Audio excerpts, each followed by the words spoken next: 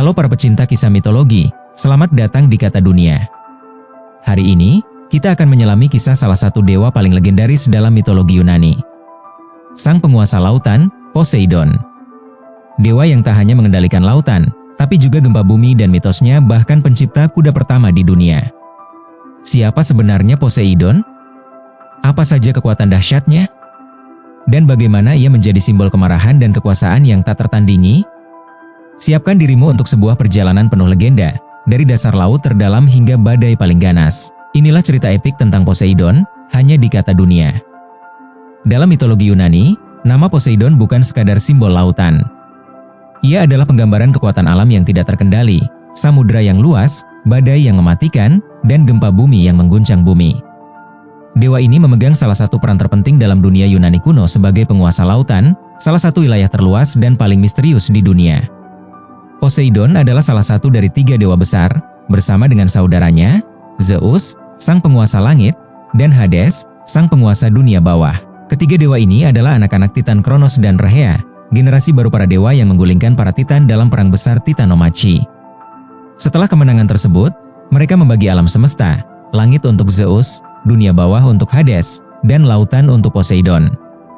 Namun, kekuasaan Poseidon tidak hanya terbatas pada lautan. Ia juga memiliki julukan pengguncang bumi, Enochichthon, karena kemampuannya menciptakan gempa bumi dengan menghentakkan trisula ke tanah. Dalam banyak mitos, gempa bumi yang menghancurkan dianggap sebagai tanda kemarahan Poseidon. Itulah sebabnya ia juga dihormati sebagai salah satu dewa terpenting dalam kehidupan sehari-hari masyarakat Yunani kuno. Bagi orang Yunani kuno, laut bukan hanya sumber kehidupan, tetapi juga jalan menuju ketakutan dan ketidakpastian. Samudra adalah tempat yang penuh misteri dan bahaya, dengan badai besar yang dapat menenggelamkan kapal kapan saja. Mereka percaya bahwa Poseidon adalah penguasa absolut atas lautan. Jika Poseidon senang, lautan akan tenang, dan perjalanan akan berjalan lancar. Tetapi jika ia marah, badai besar, ombak mematikan, dan angin kencang akan menghancurkan kapal-kapal yang berlayar. Poseidon juga mengendalikan semua makhluk laut, mulai dari ikan hingga monster laut yang menakutkan.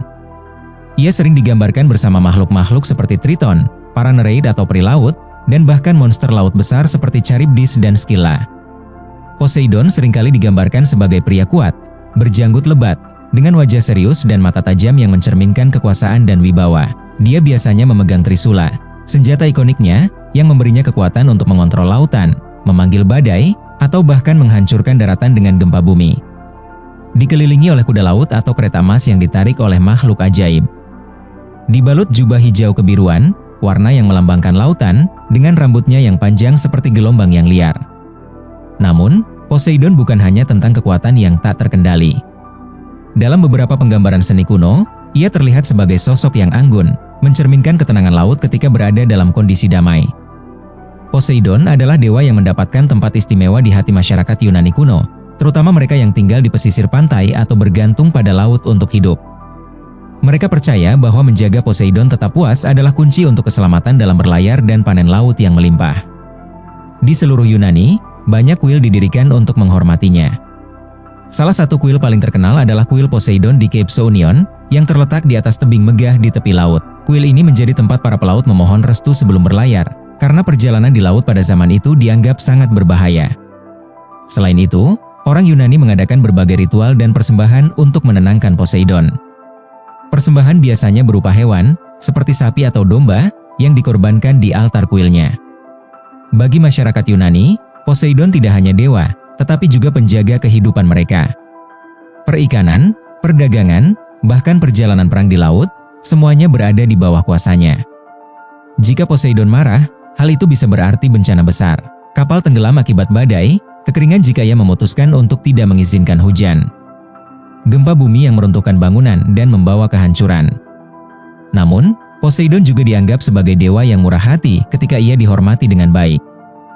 Mereka yang memberinya persembahan akan mendapat perlindungan di laut, bahkan keberuntungan dalam perjalanan mereka. Poseidon adalah pengingat bagi orang Yunani kuno bahwa alam, terutama lautan, adalah sesuatu yang kuat, tak terduga, dan layak dihormati. Bagi mereka, Poseidon adalah perwujudan dari 2 sisi lautan, damai, memberikan ikan, garam, dan jalur perdagangan. Berbahaya dan mematikan, dengan badai, ombak besar, dan makhluk ganas yang menanti. Melalui mitos-mitos Poseidon, orang Yunani kuno belajar menghormati kekuatan alam, memahami risiko dalam perjalanan laut, dan menjaga keseimbangan hubungan antara manusia dan dewa. Poseidon, penguasa lautan yang gagah dan garang, tidak langsung mendapatkan kedudukannya sebagai salah satu dari 3 dewa besar. Seperti semua dewa Olimpian lainnya, ia berasal dari garis keturunan dewa-dewi yang penuh drama dan konflik.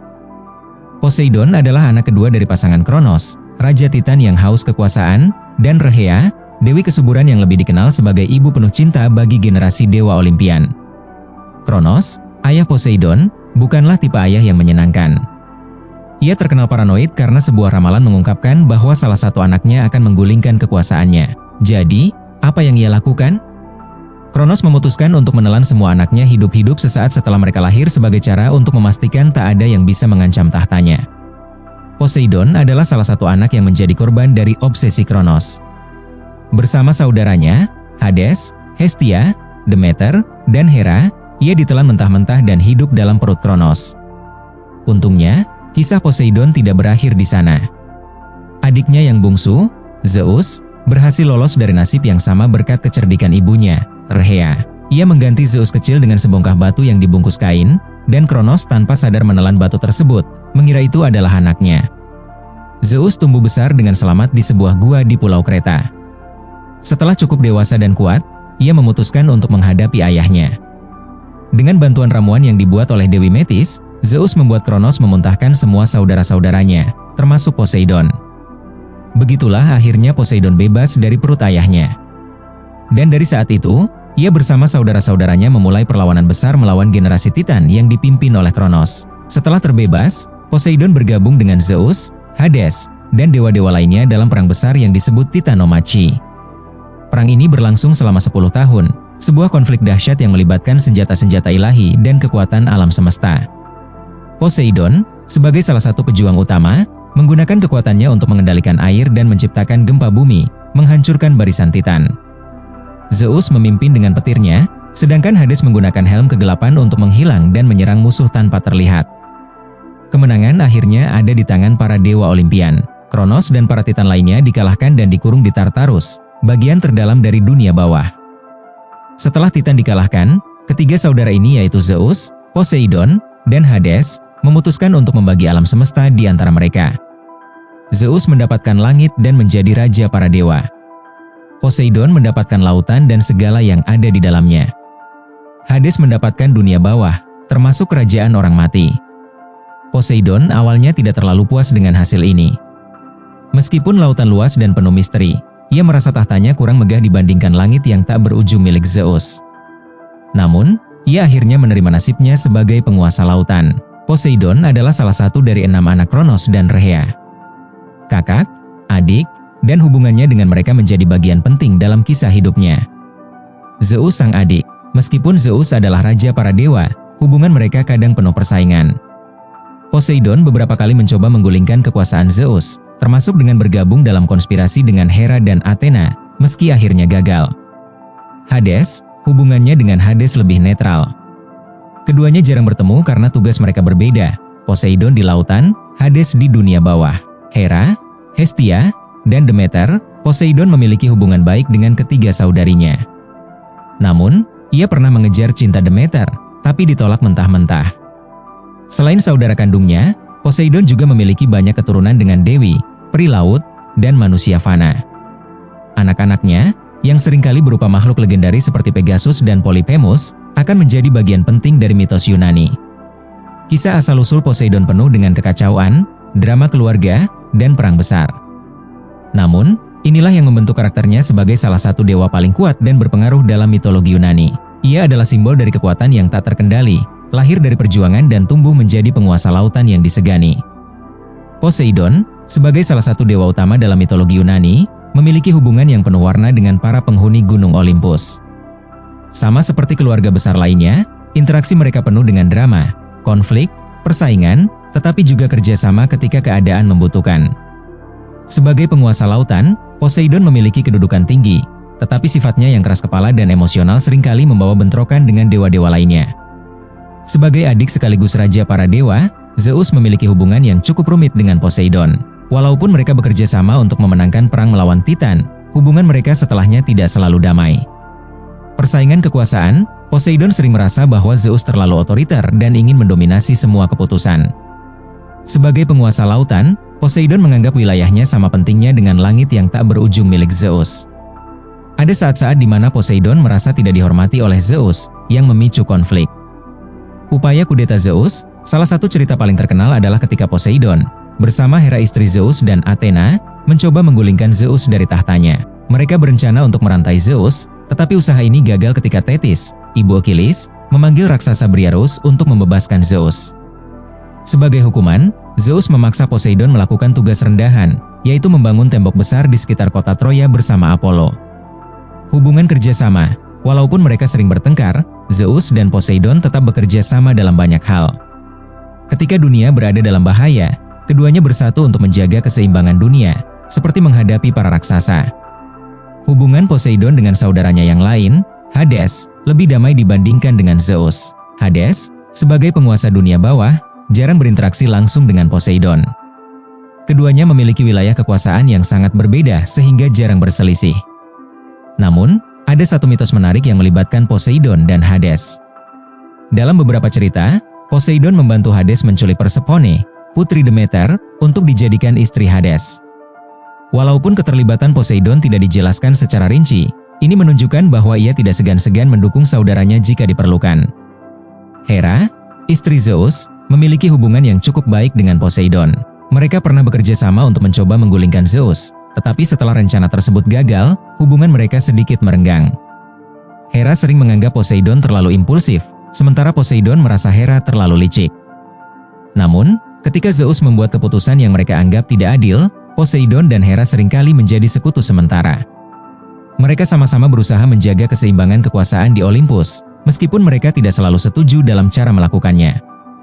Hubungan Poseidon dengan Athena, dewi kebijaksanaan, adalah salah satu konflik paling terkenal dalam mitologi Yunani.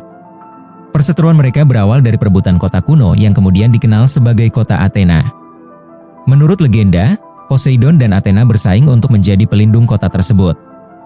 Untuk memutuskan siapa yang layak menjadi pelindung, para penduduk meminta mereka memberikan hadiah terbaik. Poseidon menciptakan mata air asin dengan trisulanya, sementara Athena menghadiahkan pohon zaitun, simbol perdamaian dan kemakmuran.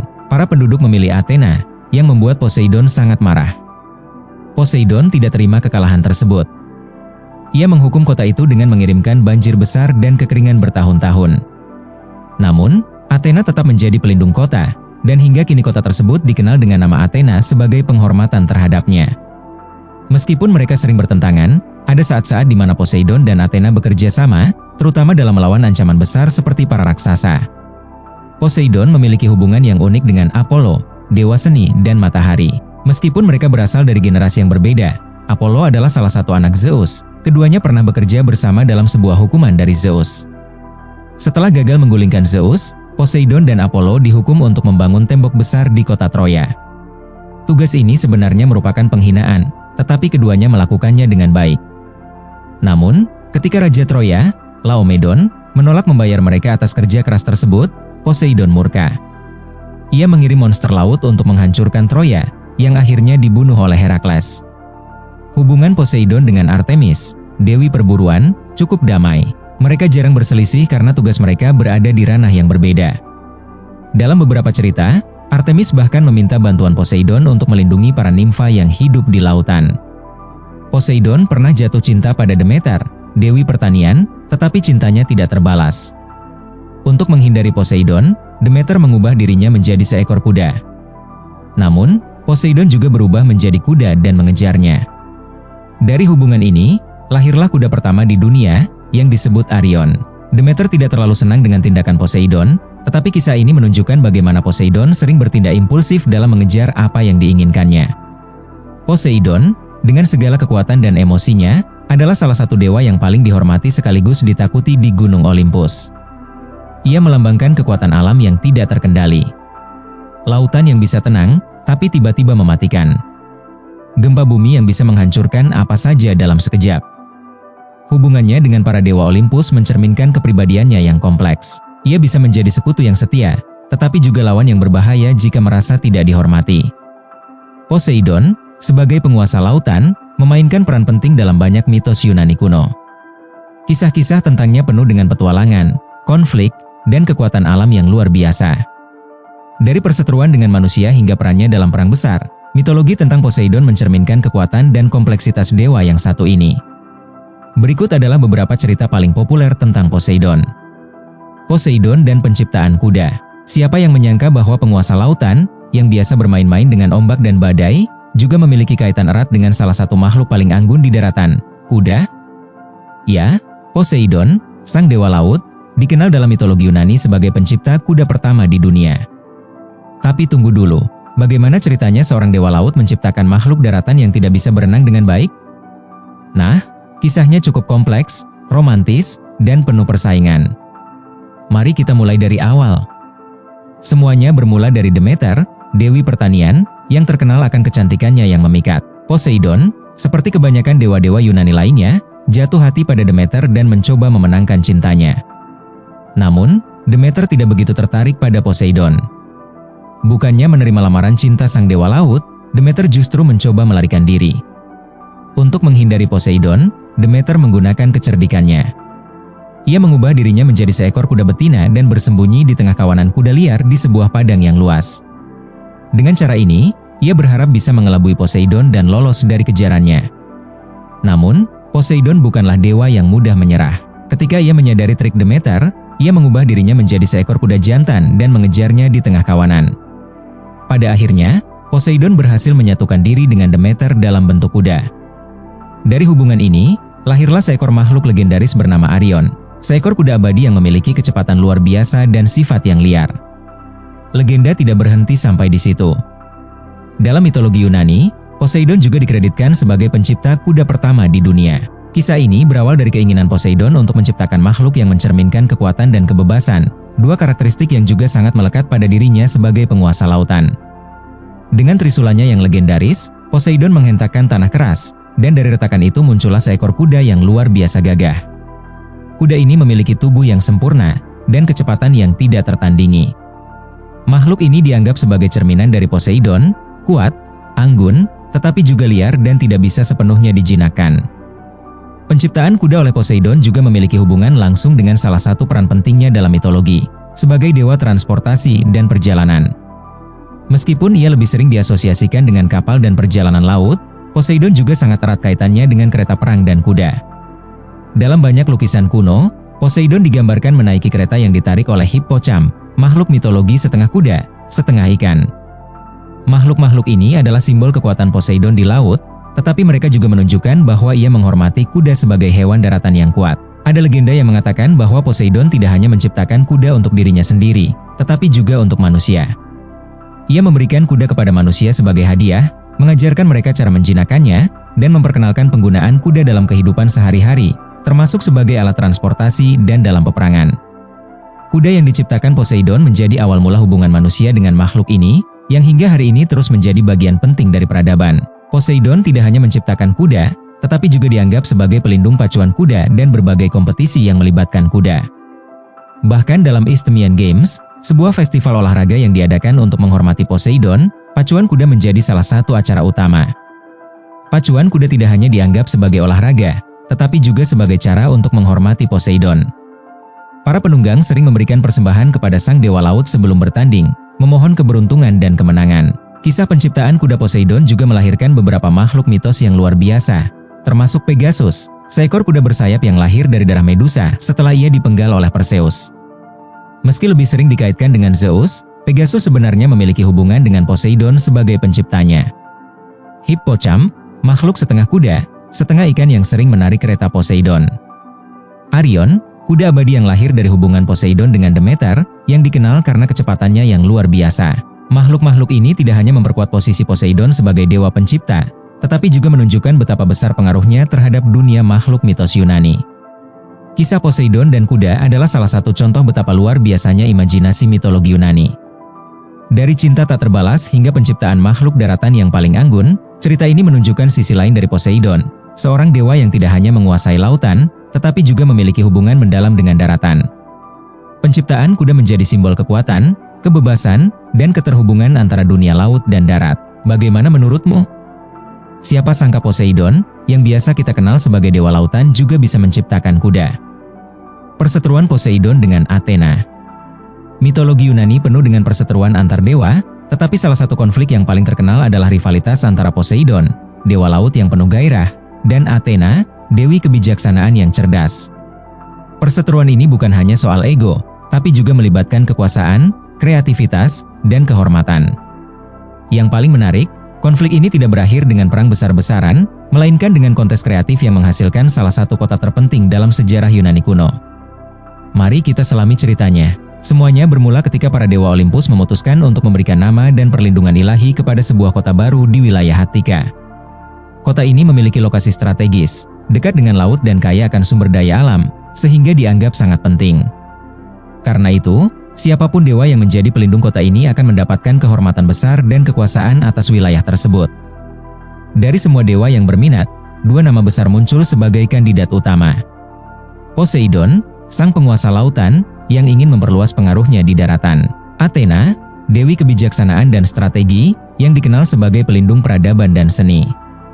Penduduk Attika, yang tidak ingin membuat dewa manapun marah, akhirnya meminta kedua dewa ini untuk membuktikan siapa yang lebih layak menjadi pelindung kota. Untuk menentukan pemenang, keduanya setuju untuk mengadakan kontes. Tantangannya sederhana, masing-masing dewa harus memberikan hadiah terbaik yang bisa membawa manfaat bagi kota tersebut. Siapapun yang berhasil memenangkan hati penduduk dengan hadiahnya, akan menjadi pelindung kota itu. Poseidon, hadiah dari lautan. Sebagai dewa laut, Poseidon mengambil langkah pertama. Dengan hentakan trisulanya yang perkasa, ia memukul tanah di pusat kota.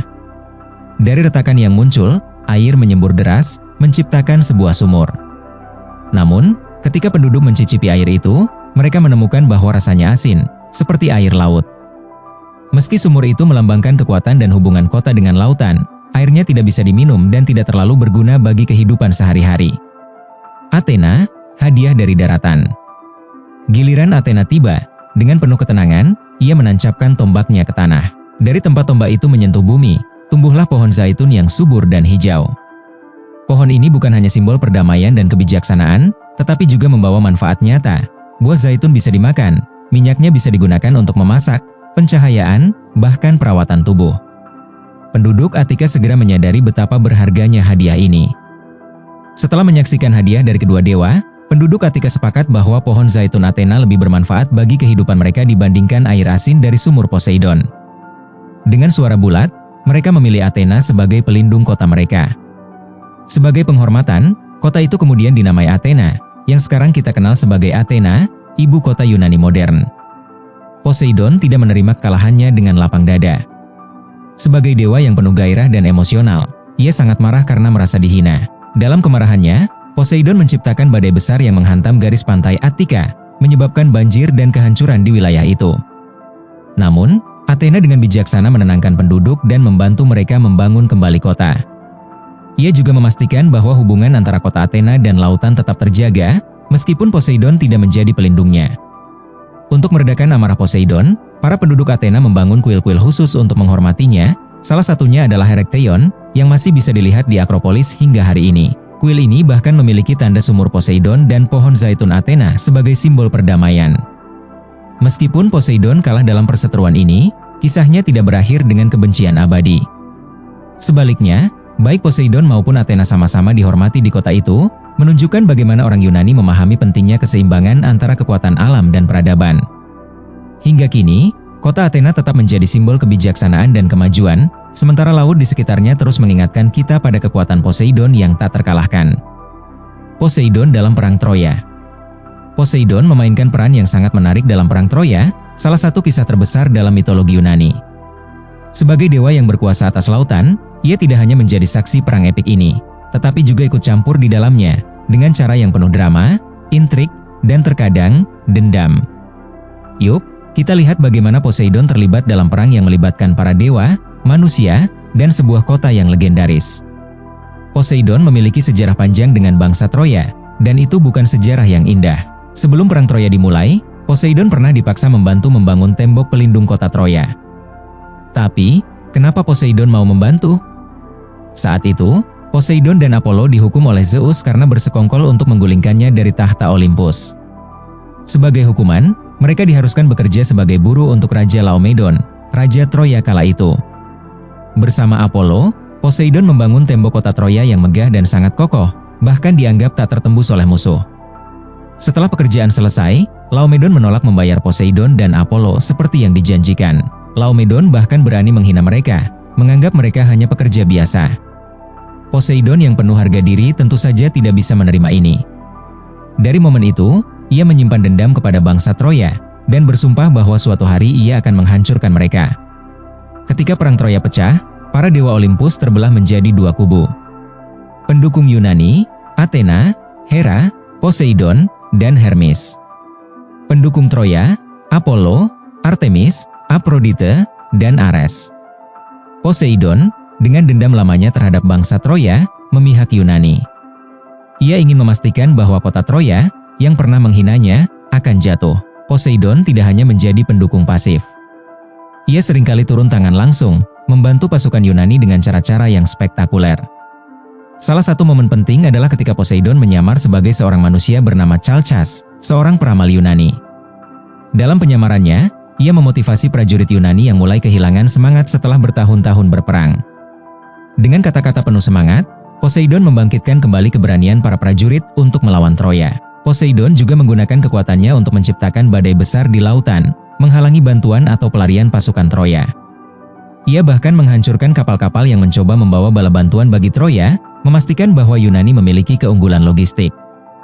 Di salah satu momen paling epik, Poseidon berhadapan langsung dengan Apollo yang mendukung Troya.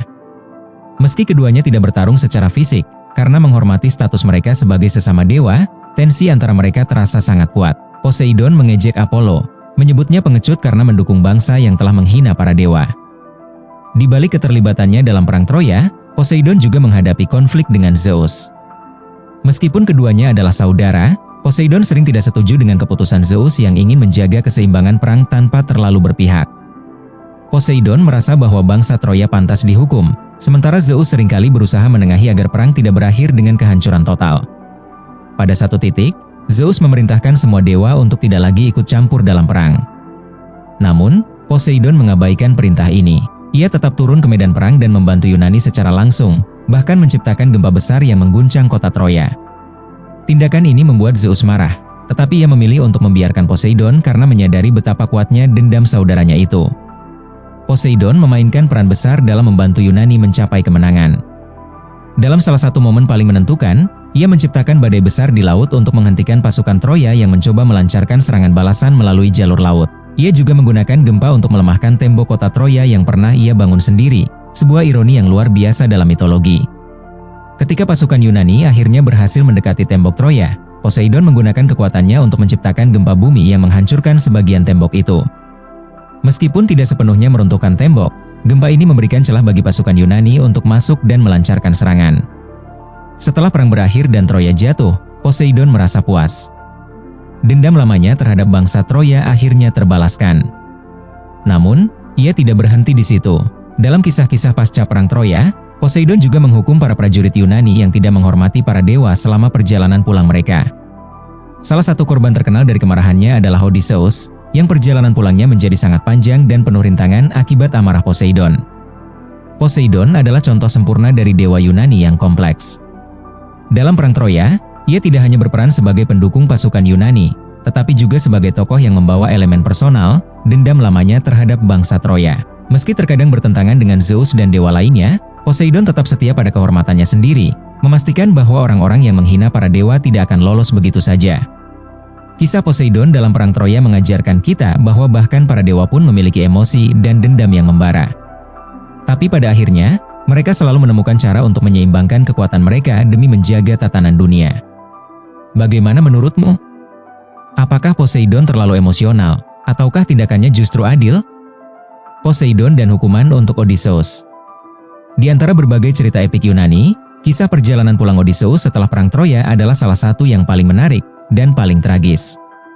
Tidak seperti pahlawan Yunani lainnya yang berhasil pulang ke rumah mereka setelah perang, Odysseus justru menghabiskan 10 tahun tambahan di lautan, berjuang melawan badai, monster, dan takdir buruk. Siapa yang berada di balik semua ini? Tentu saja, Poseidon. Odysseus adalah salah satu pahlawan Yunani paling cerdik dalam mitologi. Ia dikenal sebagai Raja Ithaka, sebuah pulau kecil di Yunani, dan merupakan salah satu pemimpin dalam pasukan Yunani selama Perang Troya.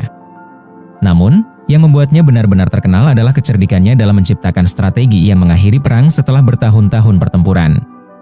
Meskipun kecerdasannya membuat Odysseus dihormati, itu juga yang menjadi awal malapetakannya. Ia tidak hanya menjadi musuh bangsa Troya, tetapi juga memancing amarah Poseidon karena tindakannya yang dianggap tidak sopan terhadap para dewa. Segala kesialan yang menimpa Odysseus di lautan bermula dari satu kesalahan besar, ia menghina anak Poseidon, yaitu Polyphemus, sang Cyclops. Dalam perjalanannya pulang dari Troya, Odysseus dan anak buahnya terdampar di pulau tempat Polyphemus tinggal. Mereka tertangkap oleh raksasa bermata satu itu, yang mulai memakan anak buah Odysseus satu persatu. Namun, kecerdikan Odysseus kembali bersinar. Untuk melarikan diri, ia membuat Polyphemus mabuk dengan anggur, lalu menusuk mata tunggal raksasa itu hingga buta. Sebelum melarikan diri, Odysseus membuat kesalahan fatal. Ia menyombongkan diri kepada Polyphemus, mengungkapkan namanya dan menyatakan bahwa ia, Odysseus, adalah orang yang telah mengalahkannya.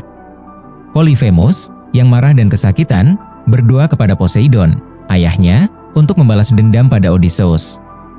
Ia memohon agar Odysseus tidak pernah pulang ke Ithaka, atau jika berhasil, ia harus tiba dalam keadaan menyedihkan, kehilangan semua anak buahnya, dan menghadapi kekacauan di rumahnya. Sebagai seorang dewa yang sangat protektif terhadap anak-anaknya, Poseidon tidak bisa mengabaikan doa Polyphemus. Ia mulai menggunakan kekuasaannya untuk menghalangi perjalanan Odysseus pulang ke Ithaka. Dalam petualangan Odysseus yang panjang, Poseidon menciptakan berbagai rintangan yang hampir mustahil untuk dilewati.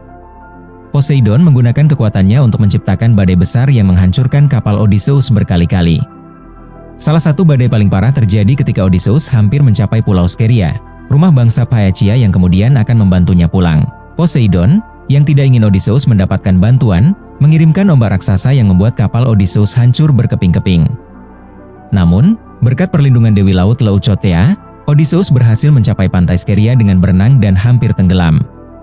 Selain badai, Poseidon juga memastikan bahwa perjalanan Odysseus penuh dengan godaan dan bahaya. Ia menciptakan situasi yang menggoda Odysseus untuk menyimpang dari jalannya. Pulau Sirena, Poseidon memastikan bahwa suara memikat sirena, yang bisa membuat pelaut terjebak, menjadi lebih kuat saat Odysseus lewat. Untungnya, Odysseus mengakali ini dengan menyumbat telinga anak buahnya dengan lilin dan mengikat dirinya di tiang kapal. Scylla dan Charybdis, Poseidon juga membuat Odysseus melewati selat sempit yang dijaga oleh monster laut Scylla dan pusaran maut Charybdis.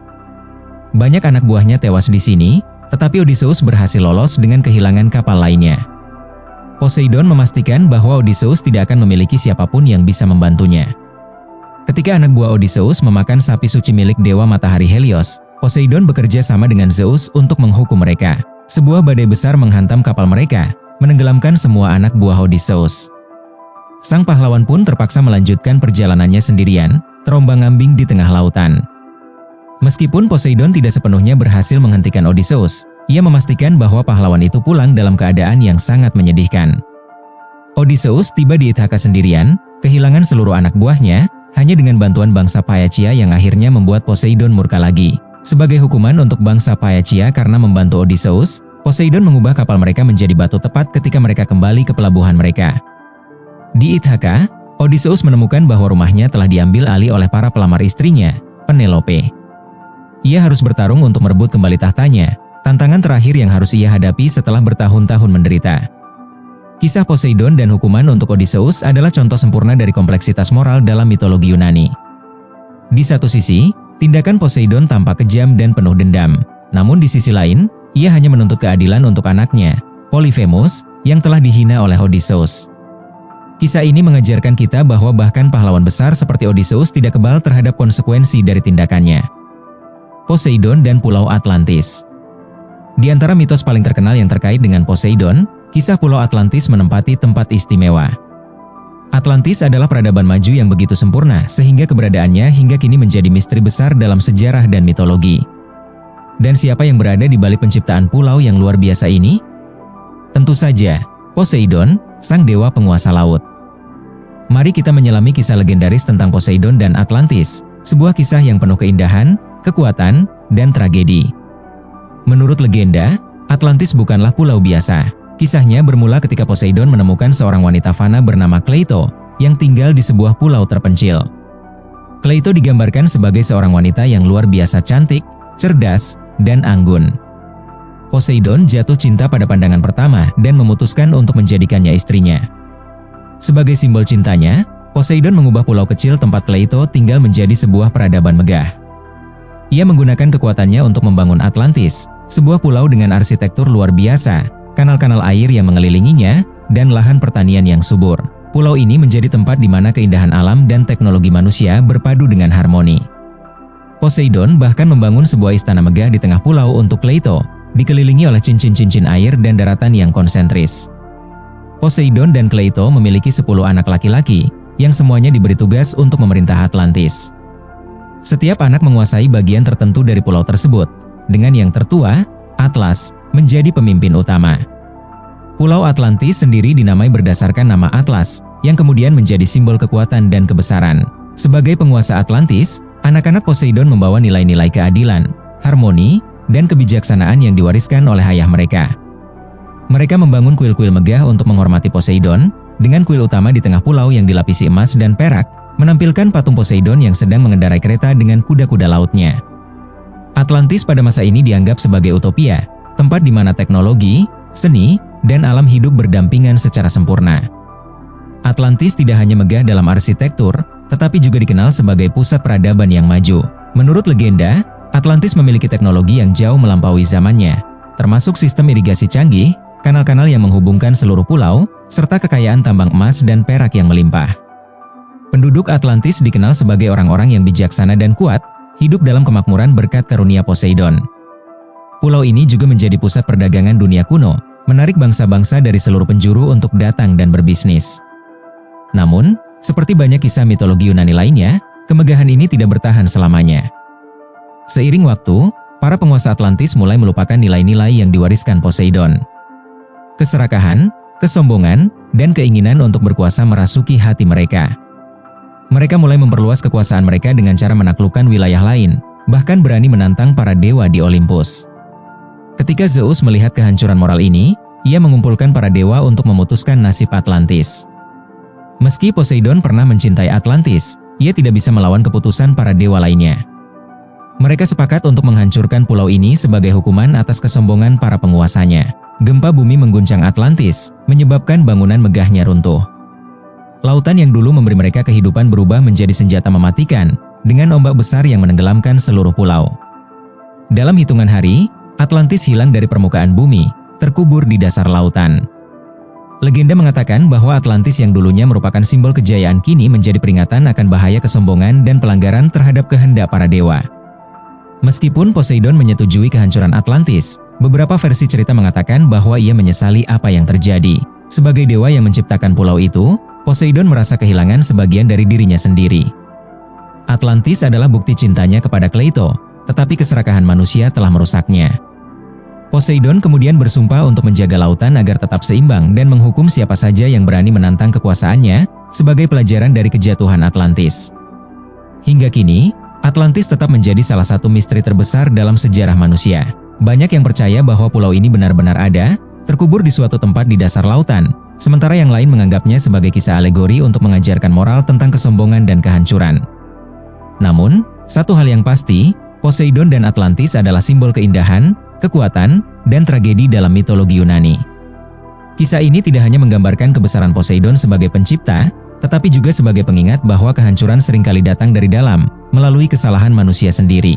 Kisah Poseidon dan Atlantis bukan hanya sekadar mitos, tetapi juga pelajaran penting tentang hubungan antara manusia dan dewa, serta bagaimana keserakahan dapat menghancurkan bahkan peradaban yang paling sempurna sekalipun. Poseidon, dengan segala kekuatannya, mengajarkan bahwa keseimbangan adalah kunci dalam hidup, baik di daratan maupun di lautan. Setelah menyelami kisah tentang Poseidon, kita bisa melihat bahwa ia bukan hanya dewa laut, tetapi juga simbol dari kekuatan alam yang dahsyat, cinta yang mendalam, dan pelajaran moral yang abadi. Melalui mitos-mitos seperti penciptaan kuda, perseteruannya dengan Athena, perannya dalam perang Troya, hukuman untuk Odysseus, hingga kisah tragis Atlantis, Poseidon meninggalkan jejak yang tidak pernah pudar dalam mitologi Yunani. Kisah-kisah ini mengingatkan kita bahwa mitologi bukan sekadar cerita, melainkan cerminan tentang bagaimana manusia memahami alam semesta dan dirinya sendiri. Poseidon mengajarkan keseimbangan, kekuatan yang harus dihormati, cinta yang harus dijaga, dan kesombongan yang harus dihindari. Namun, di balik semua kekuatan dan amarahnya, Poseidon juga merupakan dewa yang dekat dengan manusia, karena lautan adalah elemen yang menghubungkan kita semua. Setiap ombak yang menghempas, setiap angin laut yang berhembus, mungkin adalah pesan abadi dari Poseidon, bahwa alam adalah kekuatan yang harus kita hargai dan jaga. Jadi, apakah Poseidon hanyalah mitos, atau ada jejak-jejak kekuatannya yang masih terasa hingga kini? Itulah yang membuat mitologi Yunani begitu memikat. Selalu ada ruang untuk bertanya, membayangkan, dan bahkan percaya. Kata Dunia pamit undur diri. Jangan lupa untuk like, subscribe, dan bagikan video ini jika kamu menikmati kisah kita hari ini. Tinggalkan komentar di bawah, mitos Yunani apalagi yang ingin kamu eksplor bersama kami. Sampai jumpa di cerita-cerita menarik berikutnya.